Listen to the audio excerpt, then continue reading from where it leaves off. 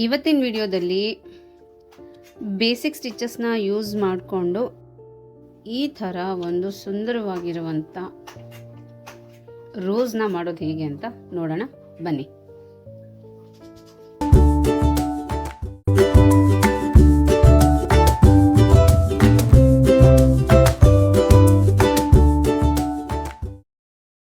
Hi crochet lovers, ನಿಮಗೆಲ್ಲ Shri crochet ಹಬ್ಗೆ ಸ್ವಾಗತ. ನಾನು ನಿಮ್ಮ ಶ್ರೀದೇವಿ. ಸೊ ಪ್ರೀವಿಯಸ್ ವೀಡಿಯೋಸಲ್ಲಿ ನಾನು ನಿಮಗೆ ಸ್ಲಿಪ್ ನಾಟ್ ಹಾಕೋದು ಹೇಗೆ, ಚೈನ್ ಸ್ಟಿಚ್ ಹಾಕೋದು ಹೇಗೆ, single crochet, half double crochet ಹಾಗೆ ಡಬಲ್ ಕ್ರೋಶೆ ಹಾಕೋದು ಹೇಗೆ ಅಂತ ಡೀಟೇಲ್ ಆಗಿ ಎಕ್ಸ್ಪ್ಲೈನ್ ಮಾಡಿದ್ದೀನಿ. ಯಾರಾದರೂ ವೀಡಿಯೋಸ್ನ ನೋಡಿಲ್ಲ ಅಂತಂದರೆ ಡಿಸ್ಕ್ರಿಪ್ಷನಲ್ಲಿ ಲಿಂಕ್ ಕೊಟ್ಟಿರ್ತೀನಿ, ಒಮ್ಮೆ ವಿಡಿಯೋನ ನೋಡಿ. ಇವತ್ತಿನ ವಿಡಿಯೋದಲ್ಲಿ ನಾವು ಆಲ್ ಬೇಸಿಕ್ ಸ್ಟಿಚಸ್ನ ಯೂಸ್ ಮಾಡಿಕೊಂಡು ನಾವು ಹೇಗೆ ಒಂದು ಫ್ಲವರ್ನ ಮಾಡ್ಬೋದು ಅನ್ನೋದನ್ನ ಹೇಳ್ತೀನಿ ಬನ್ನಿ. ಸೊ ಮೊದಲಿಗೆ ನಾನು ಸ್ಲಿಪ್ ನಾಟ್ನ ಹಾಕೊಳ್ತಾ ಇದ್ದೀನಿ.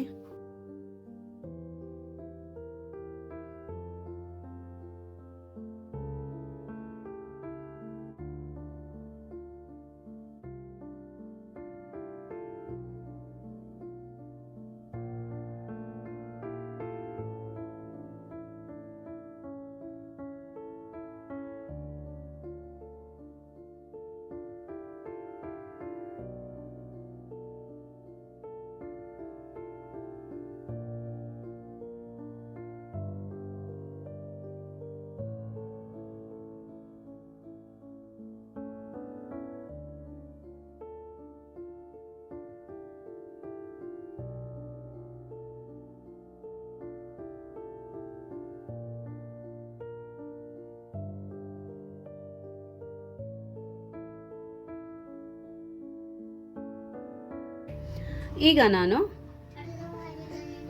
ನಿಮಗೆ ಗೊತ್ತೇ ಇದೆ ಟರ್ನಿಂಗ್ ಸ್ಟಿಚ್ ಅಂತ. ಈ ಫಸ್ಟ್ ಚೈನ್ನ ನಾವು ಬಿಡ್ತಾ ಇದ್ದೀವಿ. ಹಾಗೆ ರಿಮೈನಿಂಗ್ ನಮಗೆ ಉಳಿಯೋದು 9 ಚೈನ್ ಸ್ಟಿಚಸ್ಸು. ಆ 9 ಚೈನ್ ಸ್ಟಿಚಸ್ಸಲ್ಲಿ ಸ್ಟಾರ್ಟಿಂಗ್ 3 ಚೈನ್ಸಿಗೆ ನಾವು ಸಿಂಗಲ್ ಕ್ರೋಶೆನ ಮಾಡ್ತಾ ಇದ್ದೀವಿ. ಒಂದೊಂದು ಚೈನ್ ಸ್ಟಿಚ್ಚಲ್ಲಿ ಒಂದೊಂದು ಸಿಂಗಲ್ ಕ್ರೋಶೆನ ಹಾಕ್ತಾ ಇದ್ದೀವಿ. ಬನ್ನಿ ಹಾಕೋಣ. ಸೊ ಫಸ್ಟ್ ನಾನು ಸ್ಕಿಪ್ ಮಾಡ್ತಾ ಇದ್ದೀನಿ. ಸೊ ನೆಕ್ಸ್ಟ್ ಸ್ಟಿಚ್ಚಿಂದ ನಾನು ಸಿಂಗಲ್ ಕ್ರೋಶೆನ ಸ್ಟಾರ್ಟ್ ಮಾಡ್ತಾ ಇದ್ದೀನಿ. ಸೊ ಇದರಲ್ಲಿ ನಾವು ಒಂದು ಸಿಂಗಲ್ ಕ್ರೋಶೆನ ಹಾಕ್ತಾ ಇದ್ದೀವಿ. ಸೊ ನೆಕ್ಸ್ಟ್ ಸ್ಟಿಚ್ಚಲ್ಲಿ 1 more single crochet and next 1 more single crochet. So 3 chain ಸ್ಟಿಚಸ್ಸಲ್ಲಿ 3 ಸಿಂಗಲ್ ಕ್ರೋಶೆನ ನಾವು ಹಾಕಿದ್ದೀವಿ. ಸೊ ನೆಕ್ಸ್ಟ್ 3 ಚೈನ್ ಸ್ಟಿಚಸ್ಸಲ್ಲಿ ನಾವೀಗ ಪ್ರತಿಯೊಂದು ಚೈನ್ ಸ್ಟಿಚ್ಚಲ್ಲಿ 2 ಹಾಫ್ ಡಬಲ್ ಕ್ರೋಶೆ ಸ್ಟಿಚಸ್ನ ಹಾಕ್ತಾ ಇದ್ದೀವಿ.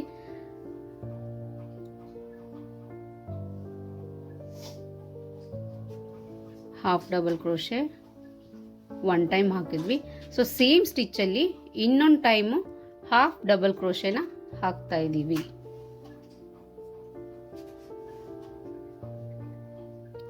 ಇದೇ ಥರ ಇನ್ನು 2 ಚೈನ್ ಸ್ಟಿಚ್ಚಲ್ಲಿ 2 ಹಾಫ್ ಡಬಲ್ ಕ್ರೋಶೆನ ಹಾಕೋಬೇಕಾಗತ್ತೆ.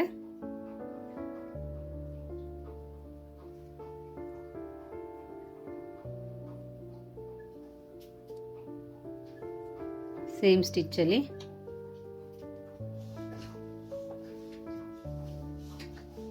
ಸೊ 2 ಟೈಮ್ಸ್ ಹಾಕಿದ್ವಿ ಅಲ್ವಾ.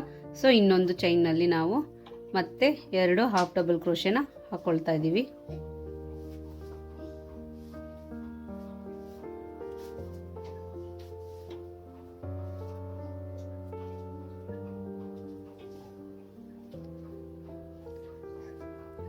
ಏನು ಮಾಡಿದ್ವಿ, ಸ್ಟಾರ್ಟಿಂಗ್ 3 ಚೈನ್ ಸ್ಟಿಚಸ್ಸಲ್ಲಿ ಒಂದೊಂದು ಸಿಂಗಲ್ ಕ್ರೋಶೆನ ಹಾಕಿದ್ವಿ. ಆಮೇಲೆ 3 ಚೈನ್ ಸ್ಟಿಚಸ್ಸಲ್ಲಿ 2 ಹಾಫ್ ಡಬಲ್ ಕ್ರೋಶೆನ ಹಾಕಿದ್ದೀವಿ. ಸೊ ಇನ್ನು ನೆಕ್ಸ್ಟ್ 3 ಚೈನ್ ಸ್ಟಿಚಸ್ಸಲ್ಲಿ ಡಬಲ್ ಕ್ರೋಶೆನ ಹಾಕ್ತಾ ಇದ್ದೀವಿ. ಈ ಚೈನ್ ಸ್ಟಿಚ್ಚಲ್ಲಿ 3 ಡಬಲ್ ಕ್ರೋಶೆನ ಹಾಕಬೇಕಾಗತ್ತೆ. ಸೊ ಇದು 1 double crochet. Same ಸ್ಟಿಚ್ಚಲ್ಲಿ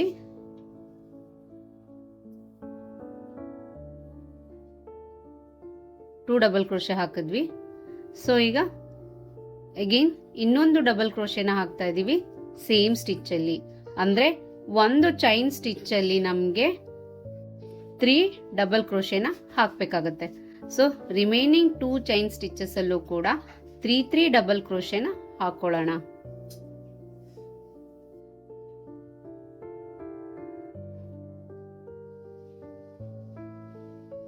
1 double crochet,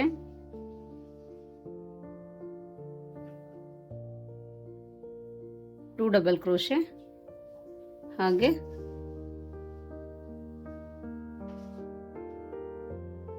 3 double crochet. So last chain stitch ಅಲ್ಲೂ ಕೂಡ 3 ಡಬಲ್ ಕ್ರೋಶೆನ ಹಾಕೊಳ್ಳೋಣ.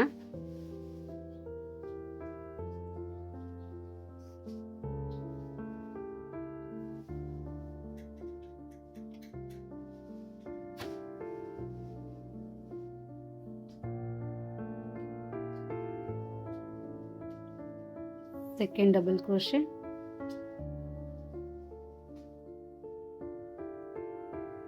ಹಾಗೆ ಥರ್ಡ್ ಡಬಲ್ ಕ್ರೋಶೆ.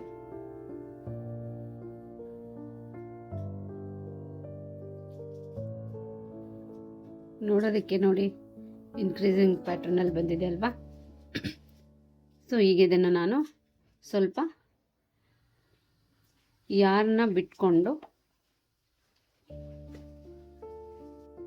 ಕಟ್ ಮಾಡ್ಕೊಳ್ತಾ ಇದ್ದೀನಿ.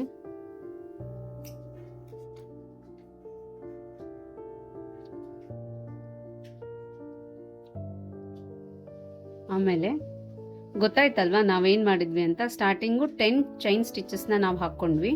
ಸೊ ಒಂದು ಚೈನ್ನ ನಾವು ಸ್ಕಿಪ್ ಮಾಡ್ತೀವಿ. Why? Because it's a turning chain ಅಂತ. ಸೊ ರಿಮೈನಿಂಗ್ 9 ಚೈನ್ ಸ್ಟಿಚಸ್ ಉಳಿಯುತ್ತೆ. ಅದರಲ್ಲಿ ಸ್ಟಾರ್ಟಿಂಗ್ 3 ಚೈನ್ ಸ್ಟಿಚಸ್ಗೆ ನಾವು ಸಿಂಗಲ್ ಕ್ರೋಶೆ ಹಾಕೊಳ್ತೀವಿ. ಅಂದರೆ ಒಂದೊಂದು ಚೈನ್ ಸ್ಟಿಚ್ಗೆ ಒಂದೊಂದು ಸಿಂಗಲ್ ಕ್ರೋಶೆನ ಹಾಕೊಳ್ತೀವಿ. ಅದಾದಮೇಲೆ 3 ಚೈನ್ ಸ್ಟಿಚಸ್ಗೆ ನಾವೇನು ಮಾಡ್ತೀವಿ, ಹಾಫ್ ಡಬಲ್ ಕ್ರೋಶೆನ ಹಾಕೊಳ್ತೀವಿ. ಈಚ್ ಚೈನ್ ಸ್ಟಿಚ್ಚಲ್ಲಿ 2 ಹಾಫ್ ಡಬಲ್ ಕ್ರೋಶೆ ಹಾಕೊಳ್ತೀವಿ. ಅದಾದಮೇಲೆ remaining 3 chain stitches we are going to ನಾವು ಡಬಲ್ ಕ್ರೋಶೆನ ಹಾಕ್ತಾ ಇದ್ದೀವಿ. ಅದು ಒಂದೊಂದು ಚೈನ್ ಸ್ಟಿಚ್ಚಲ್ಲಿ 3 ಡಬಲ್ ಕ್ರೋಶೆನ ಹಾಕಿದ್ದೀವಿ. ಸೊ ಈಗ ಇದನ್ನ ಏನ್ ಮಾಡಬೇಕು ಅಂತಂದ್ರೆ ಈ ತರ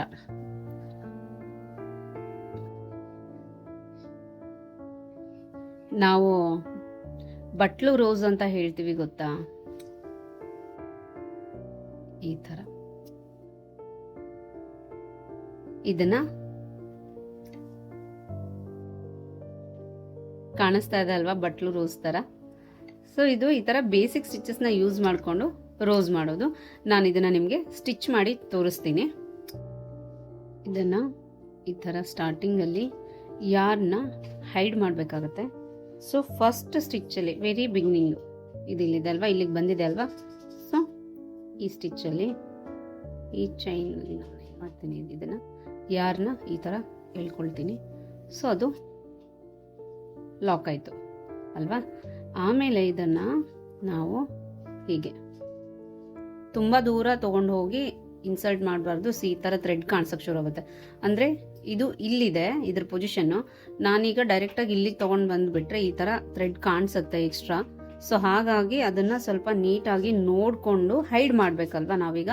ಸೊ ನಾವು ಸ್ಟಿಚ್ ಮಾಡಿರೋದು ಕಾಣಿಸ್ಲೇಬಾರ್ದು, ಕಾನ್ಸೆಪ್ಟ್ ಅಷ್ಟೇನೆ. ಸೊ ಹಾಗಾಗಿ ಇದನ್ನ ವೆರಿ ನಿಯರ್ ಇಲ್ಲಿಂದ ನಾನು ಇನ್ಸರ್ಟ್ ಮಾಡ್ತಾ ಇದ್ದೀನಿ.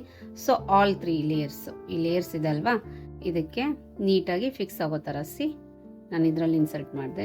ಸೊ ಇದರಲ್ಲಿ ಇನ್ಸರ್ಟ್ ಮಾಡ್ತಿದ್ದೀನಿ. ನೆಕ್ಸ್ಟ್ ಎಲ್ಲಿಗೆ ಬರುತ್ತೆ ಥ್ರೆಡ್ಡು ನೋಡೋಣ, ಈ ಕಡೆ. ಓಕೆ, ಈಗ ನೋಡಿದ್ದು ಎಲ್ಲೂ ನಿಮಗೆ ಎಕ್ಸ್ಟರ್ನಲ್ ವಿಸಿಬಿಲಿಟಿ ಅಂತ ಅನ್ಸೋದೇ ಇಲ್ಲ.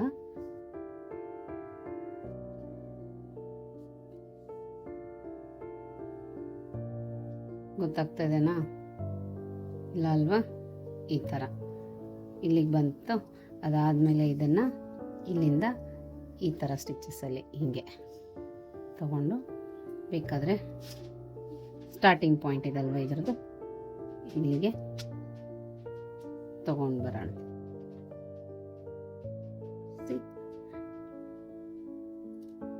ನೋಡಿ, ನಾವು ಸೀವ್ ಮಾಡಿರೋದು ಅಂದರೆ ಸ್ಟಿಚ್ ಮಾಡಿರೋದು ಗೊತ್ತೇ ಆಗಲ್ಲ ನಾವು ಎಲ್ಲಿಗೆ ಮಾಡಿದ್ದೀವಿ ಅಂತ ಅಲ್ವಾ. This is how we have to do.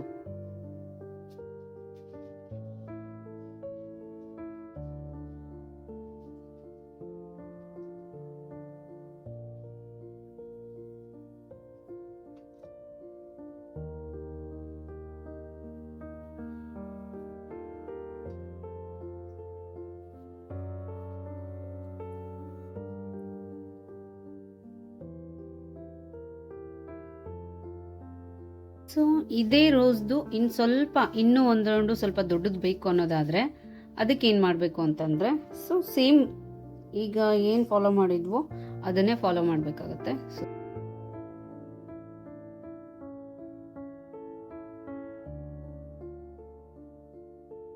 ಅದಾದಮೇಲೆ ಸೊ ಈಗ ನಾನು 10 ಚೈನ್ ಸ್ಟಿಚಸ್ನ ಹಾಕಿ ಮಾಡಿರೋ ರೋಸ್ ಸೈಜು ಇಷ್ಟು ಬಂದಿದೆ ಅಲ್ವಾ. ಸೊ ಇದಕ್ಕೂ ನನಗೆ ಸ್ವಲ್ಪ ದೊಡ್ಡದು ಬೇಕು ಅನ್ನೋದಾದರೆ ಏನು ಮಾಡಬೇಕು, ಎಗೈನ್ 3 ಚೈನ್ ಸ್ಟಿಚಸ್ನ ಜಾಸ್ತಿ ಹಾಕ್ತಾ ಹೋಗ್ತೀವಿ. ಹೇಗೆ ಅಂತ ಹೇಳ್ತೀನಿ ನೋಡಿ. ಸೊ ನಾನೀಗ ಆಗಲೇ 10 ಹಾಕಿದ್ದೆ, ಈಗ 13 ಚೈನ್ ಸ್ಟಿಚಸ್ನ ನಾನು ಹಾಕ್ತಾ ಇದ್ದೀನಿ. ಸೊ 1 2 3 4 5 6 7 8 9 10 11 12 13 ಚೈನ್ ಸ್ಟಿಚಸ್ನ ನಾನು ಹಾಕಿದ್ದೀನಿ. ಈಗ ಇಲ್ಲಿವರೆಗೂ ನಾವು ಇಷ್ಟು ಹಾಕಿದ್ದಕ್ಕೆ ಈ ಸೈಜು ಬಂತು. ಸೊ ಆ ಸೈಜ್ ಇನ್ಕ್ರೀಸ್ ಮಾಡಬೇಕು, ಇನ್ನೂ ಒಂದು ರೌಂಡ್ ಜಾಸ್ತಿ ಬೇಕು, ದೊಡ್ಡದಾಗಿ ಬೇಕು ಅಂತಂದರೆ what we have to do next, remaining 3 chain ಸ್ಟಿಚಸ್ಸಲ್ಲಿ ನಾವೀಗ ಟ್ರಿಪಲ್ ಕ್ರೋಶೆನ ಮಾಡಬೇಕು. ಅದು ಒಂದೊಂದು ಚೈನಲ್ಲಿ 4 ಟೈಮ್ಸ್ ಟ್ರಿಪಲ್ ಕ್ರೋಶೆನ ಹಾಕ್ತೀವಿ. ಟ್ರಿಪಲ್ ಕ್ರೋಶೆ ಮಾಡೋದಕ್ಕೆ 2 ಟೈಮ್ಸ್ ಯಾರ್ನ್ ಓವರ್ ಮಾಡ್ಕೋಬೇಕು. Insert the hook and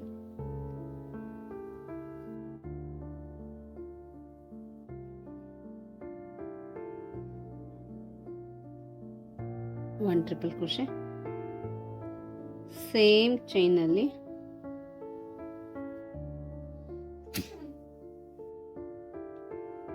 second, so third triple crochet,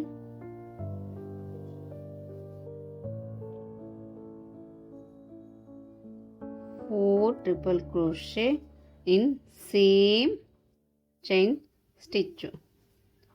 ಈ ಥರ 4 ಟೈಮ್ ಹಾಕ್ಕೊಂಡಿದ್ದೀನಿ. ಸೊ ಇನ್ನು 2 ಚೈನ್ ಸ್ಟಿಚ್ ಇದೆ, ಅದರಲ್ಲೂ ಕೂಡ ಇದೇ ಥರ 4 ಟ್ರಿಪಲ್ ಕ್ರೋಶೆನ ಹಾಕೋಬೇಕಾಗತ್ತೆ.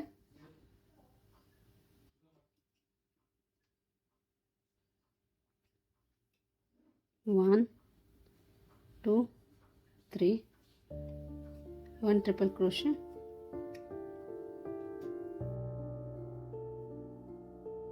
2 ಟ್ರಿಪಲ್ ಕ್ರೋಶೆ, ಸೇಮ್ ಸ್ಟಿಚ್ಚಲ್ಲಿ ಹಾಕ್ತಾ ಇದ್ದೀನಿ ನಾನು.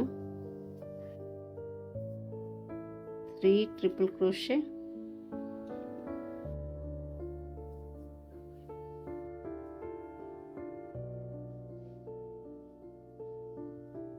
4 ಟ್ರಿಪಲ್ ಕ್ರೋಶೆ. ಸೊ ನೆಕ್ಸ್ಟ್ ಚೈನಲ್ಲಿ ಮತ್ತೆ 4 ಟ್ರಿಪಲ್ ಕ್ರೋಶೆಸ್ನ ಹಾಕ್ಕೊಳ್ಳೋಣ. 1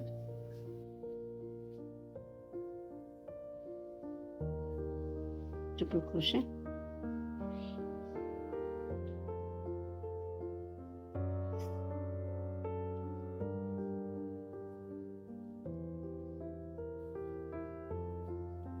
2nd triple crochet, 3rd triple crochet,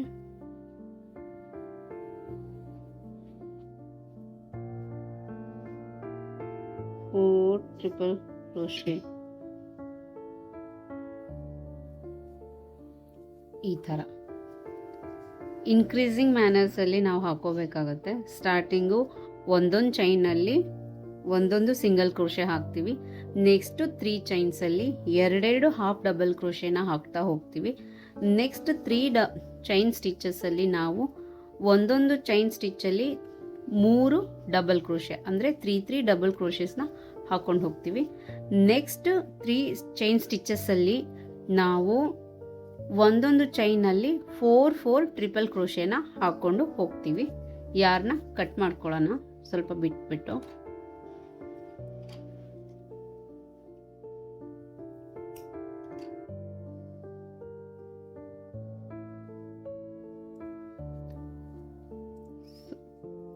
ಈಗ ಇದನ್ನು ರೌಂಡಲ್ಲಿ ಸುತ್ಕೊಂಡು ಹೋಗ್ತಾ ಇರೋಣ ಈ ಥರ.